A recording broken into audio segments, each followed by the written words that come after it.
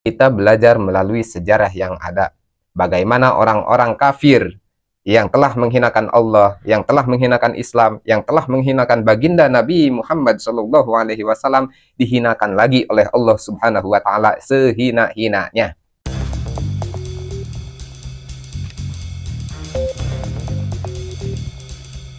Assalamualaikum warahmatullahi wabarakatuh. A'udzubillah, bismillah, alhamdulillah, Allahumma sholli ala sayyidina Muhammad wa ala ali sayyidina Muhammad.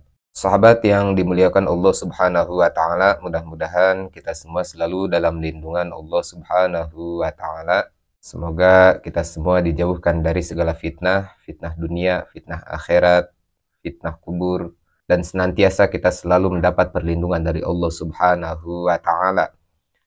Baik sahabat, di sini saya akan mereaction seorang kafir, yang mana kafir di sini dia telah menghinakan baginda Rasul, dia menghinakan agama Islam, dan menurut dia orang Islam itu karakternya adalah pemaksa. Mari kita lihat dulu cuplikan videonya. Faktanya tetap sama, Muhammad adalah seorang perampok.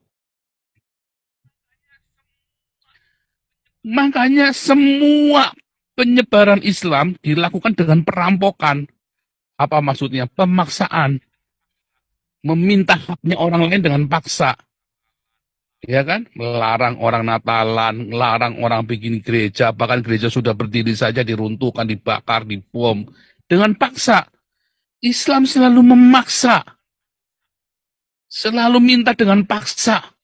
Tanpa paksaan tak ada Islam. Karena Islam itulah ya jelmaan dari iblis.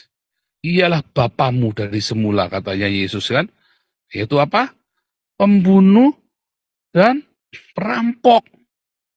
Pembunuh dan pendusta. Pencuri datang untuk mencuri, membunuh, dan membinasakan. Nah, itu tadi pernyataan seorang kafir laknatullah alaih yang mengatakan bahwa orang-orang Islam itu karakternya memaksa, suka memaksa.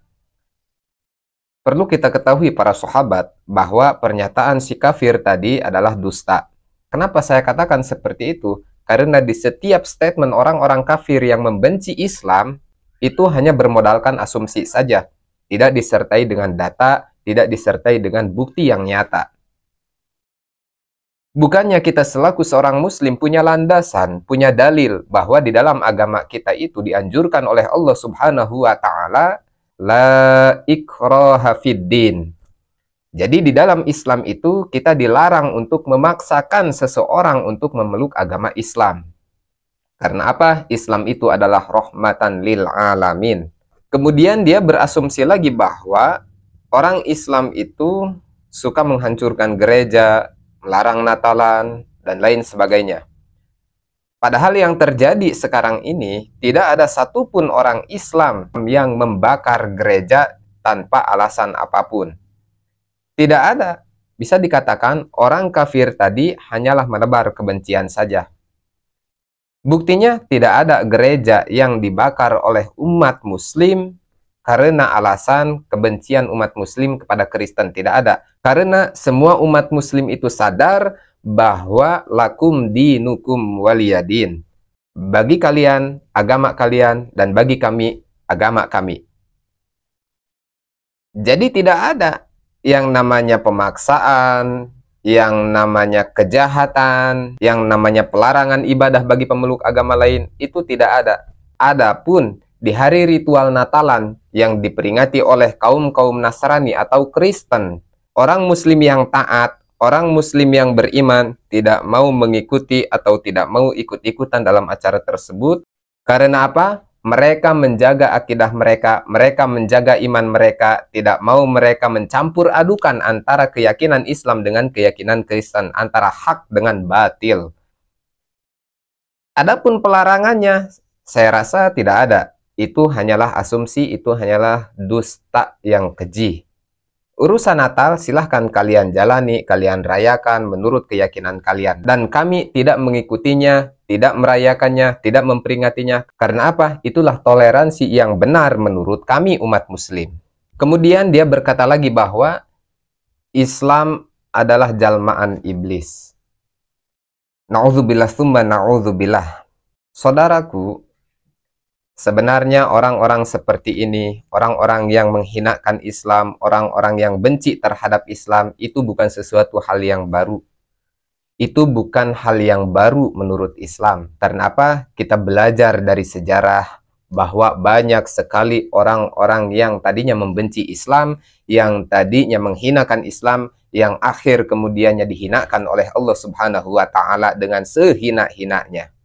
Kejadian seperti ini ternyata sudah diperingatkan oleh Allah Subhanahu wa Ta'ala di dalam Al-Quran, di surat Al-Baqarah ayat 120, yang mana Allah Subhanahu wa Ta'ala berfirman, A'udzu billahi minasyaitonir rajim. Bismillahirrahmanirrahim. Walan tarda 'ankal yahud walan nasara hatta tattabi'a millatahum.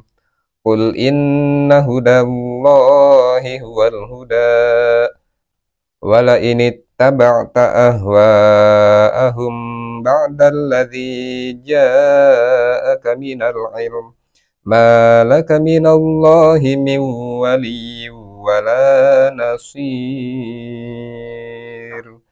Wallahu wa rasuluhu a'lam bihaqiqatil murad, yang artinya, dan orang-orang Yahudi dan Nasrani tidak akan rela kepadamu Muhammad sebelum engkau mengikuti agama mereka. Katakanlah, sesungguhnya petunjuk Allah itulah petunjuk yang sebenarnya. Dan jika engkau mengikuti keinginan mereka setelah ilmu atau kebenaran sampai kepadamu, tidak akan bagimu pelindung dan penolong dari Allah Subhanahu wa Ta'ala. Allah telah memperingatkan kita di dalam kalamnya, di dalam surat Al-Baqarah yang saya bacakan tadi, bahwa orang-orang Yahudi dan Nasrani, orang-orang kafir, tidak akan pernah ridho, tidak akan pernah rela, sehingga orang Islam, umatnya baginda Rasulullah Shallallahu Alaihi Wasallam, mengikuti jejak-jejak mereka, mengikuti ajaran-ajaran mereka, mengikuti keyakinan-keyakinan mereka. Jadi hal seperti ini ternyata bagi agama Islam itu sudah hal yang tidak aneh lagi. Karena apa? Kita belajar melalui sejarah yang ada. Bagaimana orang-orang kafir yang telah menghinakan Allah, yang telah menghinakan Islam, yang telah menghinakan baginda Nabi Muhammad SAW, dihinakan lagi oleh Allah Subhanahu wa Ta'ala sehina-hinanya.